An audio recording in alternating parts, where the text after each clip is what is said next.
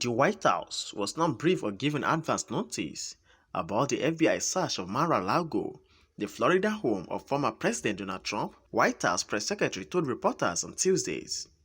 Biden learned about the Monday search through public reports, the press secretary said. Jean-Pierre reiterated the Justice Department independence from the president in the investigation and declined to comment on it further. She also highlighted the president's previous comments. And then you've said repeatedly that the president learned of the news of the FBI visit to Mar-a-Lago the other day through news reports. Can you tell us anything more? Was he watching the news? Was he scrolling Twitter? Did someone in his staff flag it for him? I can tell you this: he was not aware of the was it the Mar-a-Lago raid? I don't know what you guys are calling it before it happened. So I can tell you that did not know.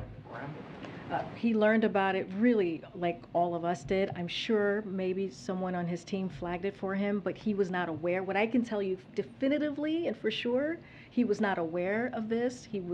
Nobody in the White House was. We were not given a heads up, and we did not know about what happened yesterday. Communication Afterwards, between the Justice Department and President Biden. One question for Africa, Kareem. I'm going to come back, guys. Thank you. Why do we always have to beg for questions? Africans deserve questions as well, Kareem. Come on. What is the latest on communications with Beijing, and are there still efforts to find a meeting for a face-to-face? No update on his schedule on any meeting at this time. Look, we've said this many times that we're keeping the line of communications open with Beijing. The president spoke with President Xi not too long ago. We read that out. It was more than a two-hour and 20-minute conversation. That was his fifth conversation with the president, and on staff levels, there's an open dialogue that we're going to keep. Can I have a question, Kareem? Okay, I'll take a couple more questions. Okay, I'm gonna take. Guys, go ahead. Okay, give me a second. We have been asking for Go ahead. questions for Go ahead. every time, and even when you give questions to Simon, it's because he forced. We don't need to force for question. We also deserve to have a question. I will get. Do you have something against African reporters? On Afghanistan, Jake Sullivan said last year that there was going to be an extensive top-to-bottom review of the wall and how that went. Can you start again because someone was yelling over you? Afghanistan. Jake Sullivan said last year that there was going to be a top-to-bottom extensive review on how that withdrawal went. The hot wash. There was some reporting today that that is not going to be ready for the one-year mark. I guess the question is, why is that process taking so long? What has been the holdup there? So I know you're talking about the hot washing specifically. So the update that I can give you from here is that departments and agencies have begun their independent after-action reviews of the operations at the end of the U.S.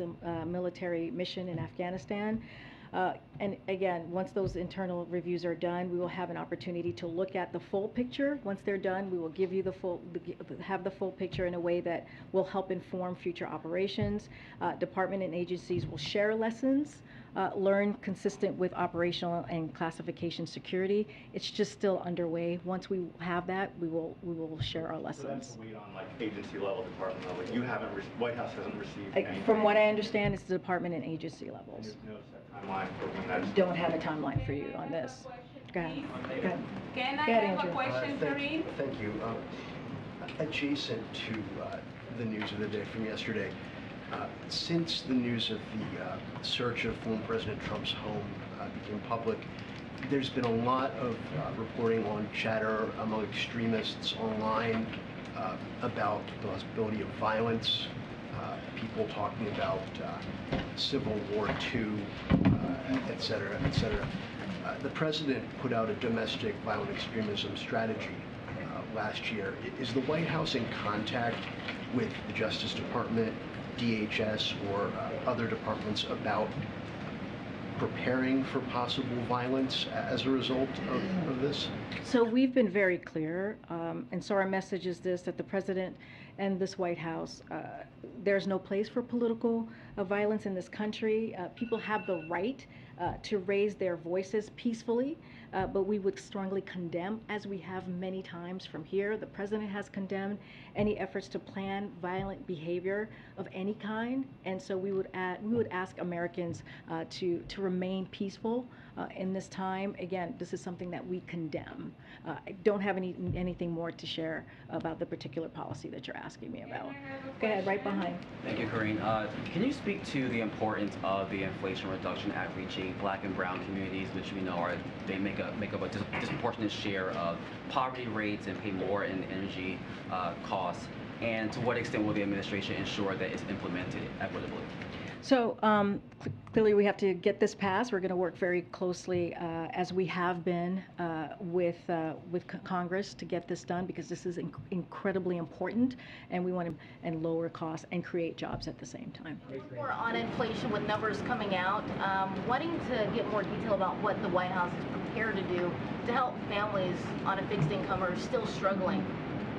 Look, that's top of mind for this president. We talk about that pretty regularly, how lowering costs for Americans is so important, how lowering costs for Americans is critical. We understand what is happening. The president personally understands what's happening around the kitchen table and the conversations that people are having about how are they going to put food on their table, how are they going to put gas in their car. That's why one of the things that we have been talking about and working on with the gas prices coming down the last 56 days matters. It gives Americans a little bit more of breathing room. So the president laid down what his inflation plan is. He knows there's still more work to do, but again, the Inflation Reduction Act, once that gets passed, that is going to make a difference in people's lives. Prescription drugs, utility bills, and we think about ACA, bringing down the premiums for folks. That's going to make a difference in people's lives. The CHIPS Act I just laid out, that's going to make a difference in people's lives. And so that's the work that we're going to continue to focus on, and we're going to make sure that we deliver for the American people. All right, thanks everybody.